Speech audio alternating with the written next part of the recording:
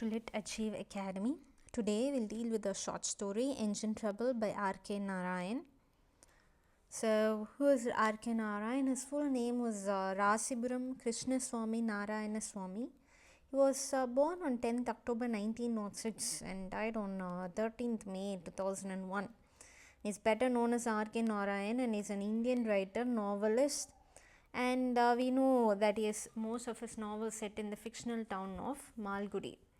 Right, and Narayan's mentor and friend Graham Greene was instrumental in getting publishers for Narayan's first 4 books. So his first 4 books got publishers with the help of Graham Greene, and his semi-autobiographical trilogy was Swami and Friends, Bachelor of Arts, and The English Teacher.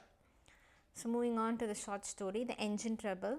So these are the various plot points in the story. Okay, first is unexpected prize that the protagonist gets in the story, right? And we go through all these topics in detail. Okay, so let's start with the summary of this short story. So anonymous narrator tells the story in the first person.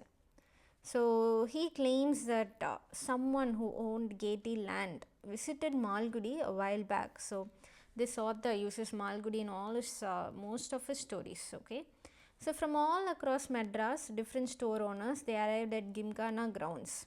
So the name of the ground is Gymkhana grounds or Gymkhana grounds. So many stalls are put up in these grounds throughout the night. So what naturally happens, for example, if it's an exhibition, what naturally happens? There would be some games, displays, right? So similarly, through games and side displays, the fair offered a variety of entertainment. So the entrance fee to this store was 2 annas.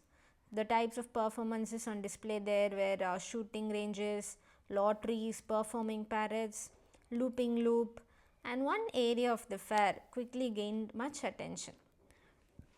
At the fair, numerous prizes were up for grabs. So they gave many prizes in the fair, namely cameras, sewing machines, pin cushions, and even a road engine. Okay, so this narrator of this story he buys a ticket, and the ticket number is 1005. And he won a road engine. Okay, he wins a road engine. The picture of the road engine is present here. Okay, this is the picture of the road engine. He wins a road engine, and so it was a prize that he could only take home with first setting up some storage space. So after learning about the situation, Gaiety's landowner, the place where this fair takes place, this landowner consented to keep the road engine until the fair was over. So he made it plain that after the fair, the narrator would need to plan to remove the road engine. So the narrator should go take the road engine and move it elsewhere.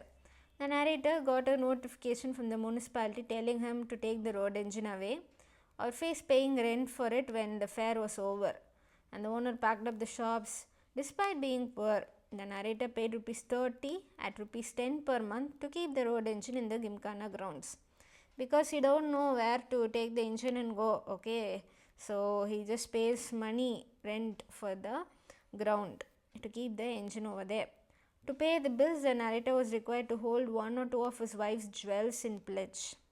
So the only thing the narrator can do, because he has no use for a road engine, is to hold out hope that someone will buy it from him, or that he might be able to give it away to someone.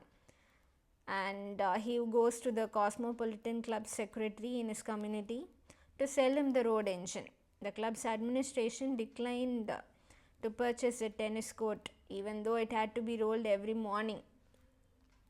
The narrator approaches the municipal chairman, but even though road engine was required for several municipal projects, chairman declined to buy it. Okay, so nobody is buying it from him. So one person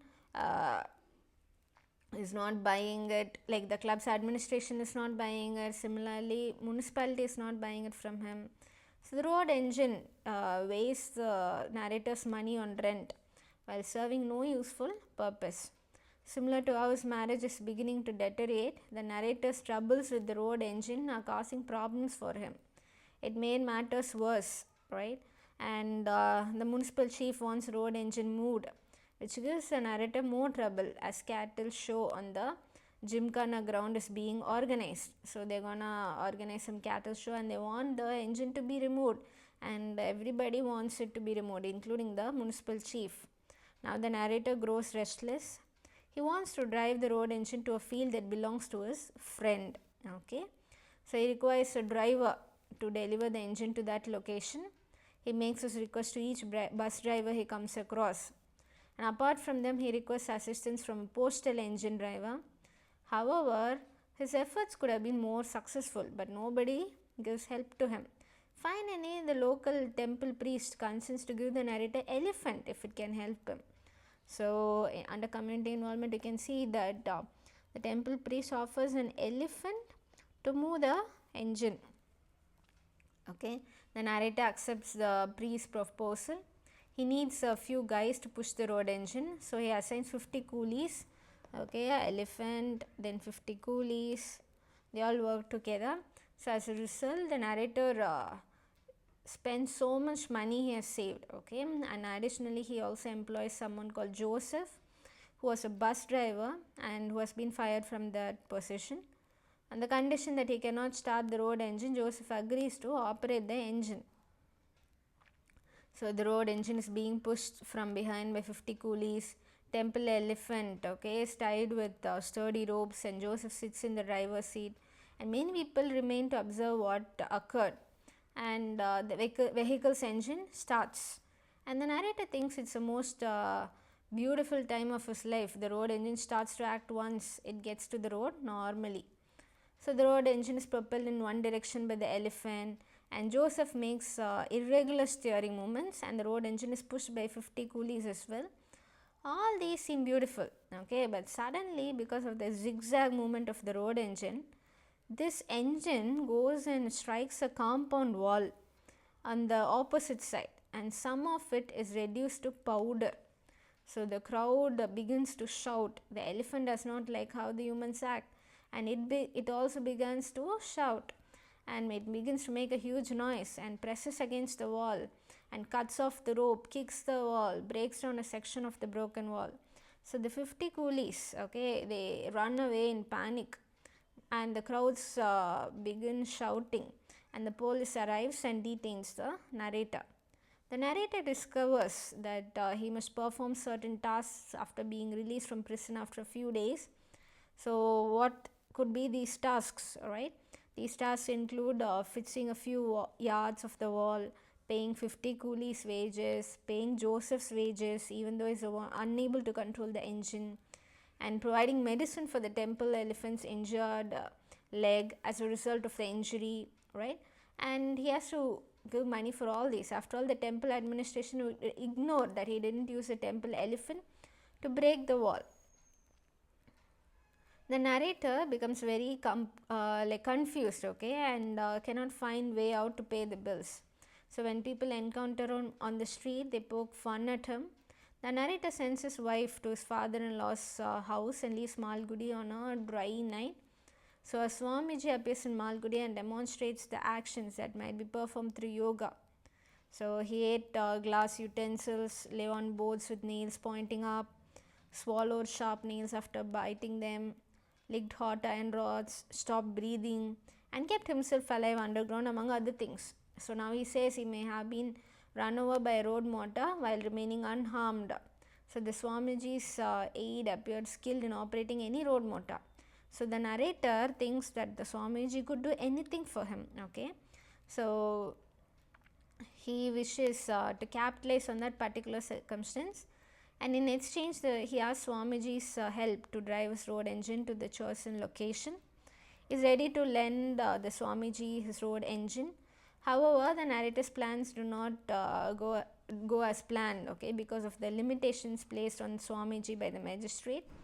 The narrator experienced frustration with people in power a second time.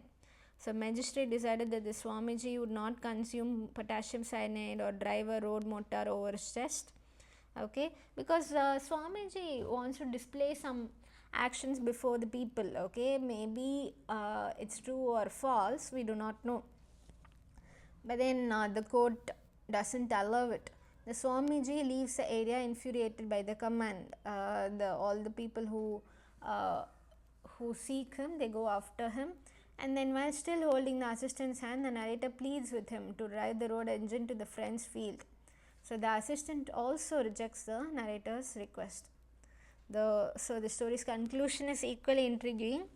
The narrator finally receives assistance. This time, to his astonishment, it comes from nature. So that evening, you see an earthquake strikes the region, and doors and windows shake, and the mattresses topple around to the ground. The next morning, the narrator visits the location to examine the road engine. Okay, he witnesses the unimaginable. The road engine is nowhere to be found. So out of despair, he yells. People search for the vehicle's power plant. After a while, the road engine is discovered in a well, okay, in a defunct well. The mouth of the engine was down when it entered the well. So the narrator prays to God that he wouldn't encounter any more issues. So when the owner of the abandoned well realized what had happened, he discovers a humorous aspect. Okay, he made a signal to the narrator to answer. He acknowledges that the narrator had been of great use to him. Okay, you had done a great help to me.